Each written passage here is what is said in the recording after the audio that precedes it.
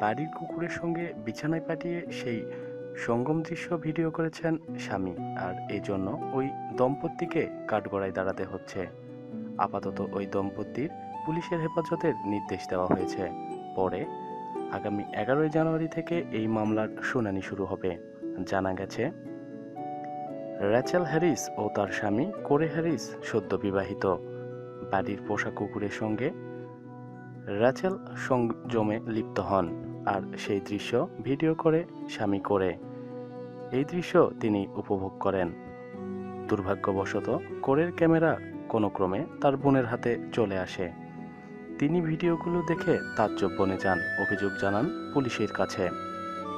Police 4টি video পরীক্ষা করে দেখা যায় র্যাচেল ওই কুকুরটির সঙ্গে সংযমে লিপ্ত। মাঝে মাঝে ওরাল সংযমে চেষ্টাও করেন তিনি।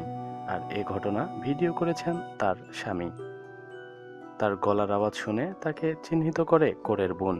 ঘটনাটি কুকুরের উপর পাশবিক অত্যাচার বলে অবহিত করা হচ্ছে, আর এজন্য ওই দম্পতিকে কঠিন শাস্তি পেতে হতে পারে জানিয়েছে পুলিশ।